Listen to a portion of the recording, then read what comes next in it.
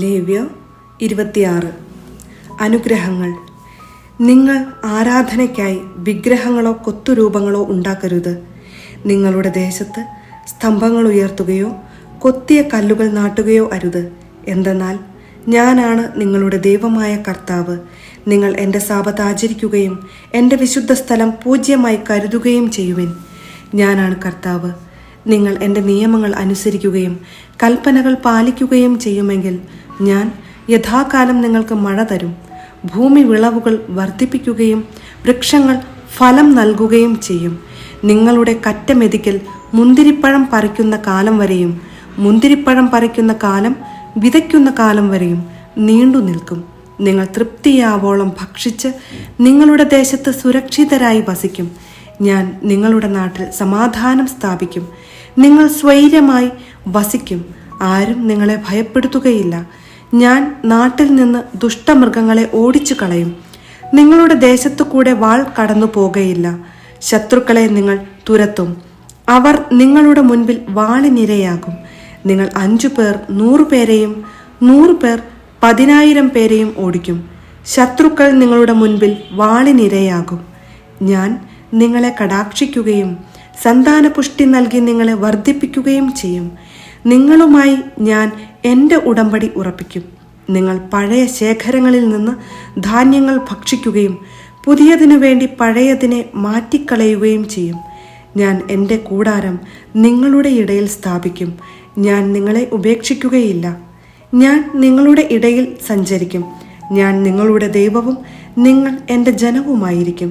നിങ്ങൾ ഈജിപ്തുകാരുടെ അടിമകളായി തുടരാതിരിക്കാൻ അവരുടെ ദേശത്ത് നിന്ന് നിങ്ങളെ കൊണ്ടുവന്ന നിങ്ങളുടെ ദൈവമായ കർത്താവാണ് ഞാൻ. നിങ്ങൾ നിവർന്നു നടക്കേണ്ടതിന് നിങ്ങളുടെ നുകത്തിൻ്റെ കെട്ടുകൾ ഞാൻ പൊട്ടിച്ചു. ശിക്ഷകൾ. നിങ്ങൾ എൻ്റെ വാക്ക് കേൾക്കാതെയും ഈ കൽപ്പനകളെല്ലാം അനുസരിക്കാതെയും നടന്നാൽ, എൻ്റെ നിയമങ്ങൾ ധിക്കരിക്കുകയും പ്രമാണങ്ങൾ വെറുത്ത് എൻ്റെ കൽപ്പനകൾ അനുഷ്ഠിക്കാതിരിക്കുകയും ഉടമ്പടി ലംഘിക്കുകയും ചെയ്താൽ ഞാനും അപ്രകാരം നിങ്ങളോട് പ്രവർത്തിക്കും. പെട്ടെന്നുള്ള ഭയവും ക്ഷയവും കണ്ണുകൾക്ക് ഹാനിയും ജീവന് തന്നെ നാശവും വരുത്തുന്ന പനിയും നിങ്ങളുടെ മേൽ ഞാൻ വരുത്തും. നിങ്ങൾ വിതയ്ക്കുന്നത് വൃഥാവിലാകും. നിങ്ങളുടെ ശത്രുക്കൾ അത് ഭക്ഷിക്കും. ഞാൻ നിങ്ങൾക്കെതിരെ മുഖം തിരിക്കും. ശത്രുക്കളുടെ മുൻപിൽ വെച്ച് നിങ്ങൾ വധിക്കപ്പെടും. നിങ്ങളെ വെറുക്കുന്നവർ നിങ്ങളെ ഭരിക്കും. പിന്തുടരാൻ ആരും തന്നെയില്ലെങ്കിലും നിങ്ങൾ ഭയപ്പെട്ടോടും. ഇതെല്ലാമായിട്ടും എൻ്റെ വാക്ക് കേൾക്കുന്നില്ലെങ്കിൽ നിങ്ങളുടെ പാപങ്ങൾക്ക് ഞാൻ നിങ്ങളെ 7 ഇരട്ടി ശിക്ഷിക്കും. ശക്തിയിലുള്ള നിങ്ങളുടെ അഹങ്കാരം ഞാൻ നശിപ്പിക്കും. ആകാശം നിങ്ങൾക്ക് ഇരുമ്പ് പോലെയും ഭൂമി പിത്തള പോലെയും ആക്കും. നിങ്ങളുടെ കരുത്ത് ഞാൻ നിഷ്ഫലമാക്കും. നിങ്ങളുടെ ദേശം വിളവ് തരുകയോ വൃക്ഷങ്ങൾ ഫലം പുറപ്പെടുവിക്കുകയോ ഇല്ല. നിങ്ങൾ എനിക്ക് വിരുദ്ധമായി വ്യാപരിക്കുകയും എന്നെ അനുസരിക്കാതിരിക്കുകയും ചെയ്താൽ നിങ്ങളുടെ പാപങ്ങൾക്ക് ശിക്ഷയായി 7 ഇരട്ടി അനർത്ഥങ്ങൾ ഞാൻ നിങ്ങളുടെ മേൽ വരുത്തും. ഞാൻ നിങ്ങളുടെ ഇടയിലേക്ക് വന്യമൃഗങ്ങളെ കടത്തിവിടും. അവ നിങ്ങളുടെ മക്കളെ അപഹരിക്കുകയും കന്നുകാലികളെ നശിപ്പിക്കുകയും അങ്ങനെ നിങ്ങളെ എണ്ണത്തിൽ കുറയ്ക്കുകയും ചെയ്യും. നിങ്ങളുടെ വീഥികൾ വിജനമാകും. ഈ ശിക്ഷകൾ കൊണ്ടൊന്നും നിങ്ങൾ എന്നിലേക്ക് തിരിയാതെ എനിക്കെതിരായി വ്യാപരിക്കുന്നെങ്കിൽ ഞാനും നിങ്ങൾക്കെതിരെ വ്യാപരിക്കും. നിങ്ങളുടെ പാപങ്ങൾക്ക് നിങ്ങളെ ഞാൻ 7 ഇരട്ടി ശിക്ഷിക്കും. എൻ്റെ ഉടമ്പടിയുടെ പേരിൽ പ്രതികാരം ചെയ്യാൻ ഞാൻ നിങ്ങളുടെ മേൽ വാൾ വീശും. നിങ്ങൾ പട്ടണങ്ങളിൽ ഒന്നിച്ചു കൂടുമ്പോൾ ഞാൻ നിങ്ങളുടെ മേൽ പകർച്ചവ്യാധികൾ വരുത്തും. നിങ്ങൾ ശത്രുക്കളുടെ കൈകളിൽ അകപ്പെടുകയും ചെയ്യും. ഞാൻ നിങ്ങളുടെ അപ്പത്തിൻ്റെ അളവ് കുറയ്ക്കും. 10 സ്ത്രീകൾ ഒരടുപ്പിൽ അപ്പം പാകം ചെയ്യും. അവർ നിങ്ങൾക്ക് അപ്പം തൂക്കി അളന്നേ തരൂ. നിങ്ങൾ ഭക്ഷിക്കും, എന്നാൽ തൃപ്തരാവുകയില്ല. ഇതെല്ലാമായിട്ടും നിങ്ങൾ എന്നെ അനുസരിക്കാതെ എനിക്കെതിരെ പ്രവർത്തിക്കുകയാണെങ്കിൽ ഞാനും നിങ്ങൾക്കെതിരെ കോപത്തോടെ പ്രവർത്തിക്കും. നിങ്ങളുടെ പാപത്തിന് നിങ്ങളെ ഞാൻ 7 ഇരട്ടി ശിക്ഷിക്കും. നിങ്ങൾ നിങ്ങളുടെ പുത്രന്മാരുടെയും പുത്രിമാരുടെയും മാംസം ഭക്ഷിക്കും. ഞാൻ നിങ്ങളുടെ പൂജാഗിരികൾ നശിപ്പിക്കുകയും വിഗ്രഹങ്ങൾ വെട്ടിവീഴ്ത്തുകയും നിങ്ങളുടെ ശവശരീരങ്ങൾ ജഡവിഗ്രഹങ്ങളുടെ മേൽ വലിച്ചെറിയുകയും ചെയ്യും. ഹൃദയം കൊണ്ട് ഞാൻ നിങ്ങളെ വെറുക്കും. ഞാൻ നിങ്ങളുടെ പട്ടണങ്ങൾ വിജനമാക്കും. വിശുദ്ധ സ്ഥലങ്ങൾ ശൂന്യമാക്കുകയും ചെയ്യും. നിങ്ങളുടെ സുരഭില കാഴ്ചകൾ ഞാൻ സ്വീകരിക്കുകയില്ല. നിങ്ങളുടെ ദേശം ഞാൻ ശൂന്യമാക്കും. അവിടെ വസിക്കുന്ന നിങ്ങളുടെ ശത്രുക്കൾ അതിനെപ്പറ്റി ആശ്ചര്യപ്പെടും. ജനങ്ങളുടെ ഇടയിൽ ഞാൻ നിങ്ങളെ ചിതറിക്കും. ഊരിയ വാളോടെ നിങ്ങളെ പിന്തുടരും. നിങ്ങളുടെ ദേശം ശൂന്യവും പട്ടണം വിജനവുമാക്കും. നിങ്ങൾ ശത്രുക്കളുടെ ദേശങ്ങളിലായിരിക്കുമ്പോൾ ശൂന്യമായ നിങ്ങളുടെ നാട് അതിൻ്റെ സാപത്തിൽ സന്തോഷിക്കും. അത് വിശ്രമിക്കുകയും സാപത്ത് ആചരിക്കുകയും ചെയ്യും. ശൂന്യമായി കിടക്കുന്നിടത്തോളം കാലം അത് വിശ്രമിക്കും. നിങ്ങൾ അവിടെ വസിച്ചിരുന്നപ്പോൾ സാപത്തുകളിൽ അതിന് വിശ്രമം ലഭിച്ചില്ലല്ലോ. ശത്രുദേശങ്ങളിൽ അവശേഷിച്ചിരിക്കുന്നവരുടെ ഹൃദയങ്ങളിൽ ഞാൻ ഭയം ജനിപ്പിക്കും. പിറകിൽ ഇല അനങ്ങുന്നത് കേൾക്കുമ്പോൾ വാളിൽ നിന്ന് ഓടി രക്ഷപ്പെടുന്നവനെ പോലെ അവർ ഓടും. ആരും പിന്തുടരുന്നില്ലെങ്കിലും അവർ നിലംപതിക്കും. ആരും പിന്തുടരുന്നില്ലെങ്കിൽ തന്നെ വാളിൽ നിന്ന് ഓടി രക്ഷപ്പെടുമ്പോഴെന്ന പോലെ ഒരുവൻ മറ്റൊരുവന്റെ മേൽ വീഴും. ശത്രുക്കളുടെ മുൻപിൽ നിൽക്കാൻ നിങ്ങൾക്ക് ശക്തി ഉണ്ടായിരിക്കുകയില്ല. ജനതകളുടെ ഇടയിൽ നിന്ന് നിങ്ങൾ അറ്റുപോകും. ശത്രുക്കളുടെ രാജ്യം നിങ്ങളെ വിഴുങ്ങിക്കളയും. ശേഷിക്കുന്നവർ അവരുടെ ദുഷ്കൃത്യങ്ങൾ നിമിത്തം ശത്രു രാജ്യത്ത് വെച്ച് നശിച്ചു പോകും. അവരുടെ പിതാക്കന്മാരുടെ ദുഷ്കർമ്മങ്ങൾ നിമിത്തവും അവർ അവരെ പോലെ നശിച്ചു പോകും. അവർ എന്നോട് കാണിച്ച അവിശ്വസ്തതയും എനിക്കെതിരായി പ്രവർത്തിച്ച തിന്മകളും ഏറ്റുപറയട്ടെ. എനിക്കെതിരായി ചരിച്ചതിനാൽ ഞാനും അവർക്കെതിരായി ചരിക്കുകയും അവരെ ശത്രുക്കളുടെ ദേശത്തേക്ക് കൊണ്ടുപോകുകയും ചെയ്തു. തങ്ങളുടെ അപരിച്ഛേദിതമായ ഹൃദയം വിനീതമാക്കി പ്രായശ്ചിത്തമനുഷ്ഠിച്ചാൽ ഞാൻ യാക്കോബിനോടും ഇസഹാക്കിനോടും അബ്രാഹത്തിനോടും ചെയ്ത ഉടമ്പടി ഓർക്കുകയും ദേശത്തെ അനുസ്മരിക്കുകയും ചെയ്യും. അവർ ഒഴിഞ്ഞു പോകുക നിമിത്തം പാഴായി കിടക്കുമ്പോൾ നാട് അതിൻ്റെ സാപത്തിൽ സന്തോഷിക്കും. അവർ തങ്ങളുടെ അകൃത്യങ്ങൾക്ക് പരിഹാരം ചെയ്യണം. എന്തെന്നാൽ അവർ എൻ്റെ നിയമങ്ങൾ അവഗണിച്ചു. അവരുടെ ഹൃദയം എൻ്റെ കൽപ്പനകളെ നിരസിച്ചു.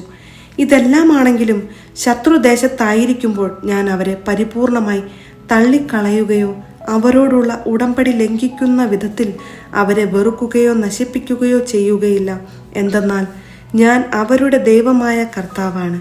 ഞാൻ ജനതകൾ കാണുകെ ഈജിപ്തു ദേശത്തു നിന്ന് കൊണ്ടുവന്ന അവരുടെ പിതാക്കന്മാരോട് ചെയ്ത ഉടമ്പടി അവരെ പ്രതി അനുസ്മരിക്കും.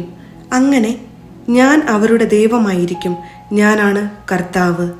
സീനായി മലമുകളിൽ വച്ച് കർത്താവ് ഇസ്രായേൽ ജനവുമായി മോശ വഴി ഉറപ്പിച്ച ഉടമ്പടിയുടെ നിയമങ്ങളും ചട്ടങ്ങളും പ്രമാണങ്ങളുമാണിവയെല്ലാം.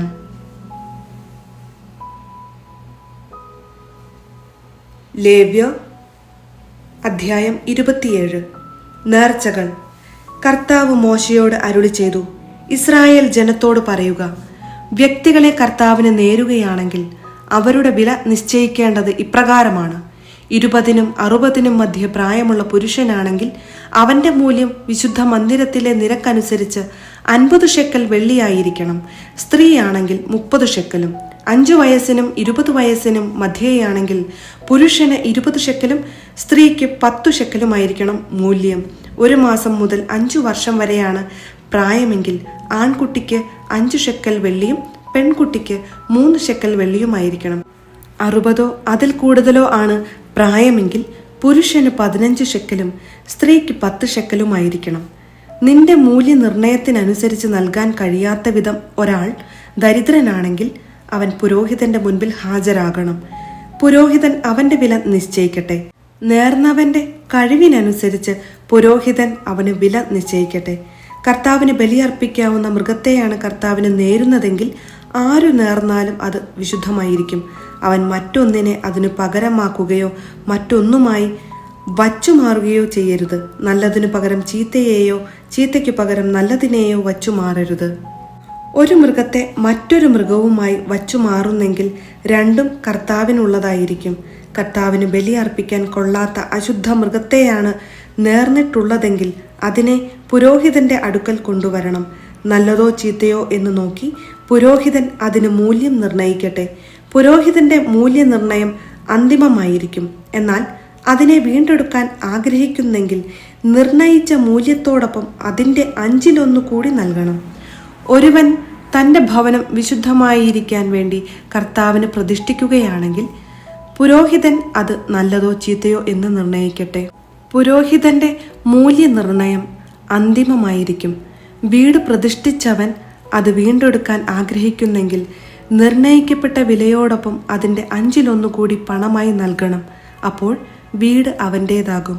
ഒരാൾ തനിക്ക് അവകാശമായി ലഭിച്ച വസ്തുവിൽ ഒരു ഭാഗം കർത്താവിന് സമർപ്പിക്കുകയാണെങ്കിൽ അതിനു വേണ്ട വിത്തിൻ്റെ കണക്കനുസരിച്ചായിരിക്കണം മൂല്യനിർണയം.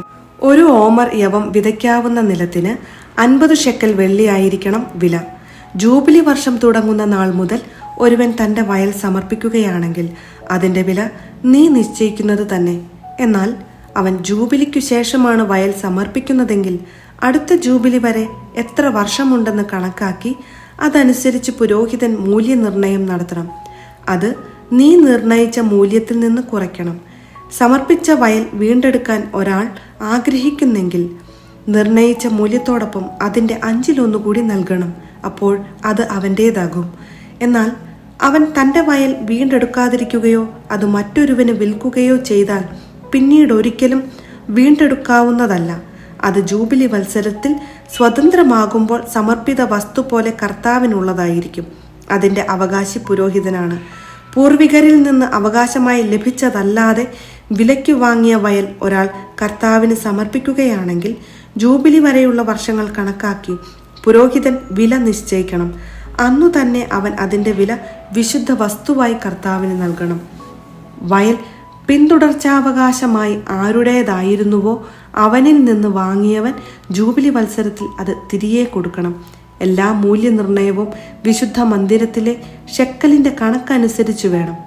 20 ഗേരയാണ് ഒരു ഷെക്കൽ. മൃഗങ്ങളുടെ കടിഞ്ഞൂൽ സന്തതികളെ ആരും വിശുദ്ധീകരിക്കേണ്ടതില്ല. അവ കർത്താവിനുള്ളതാണ്.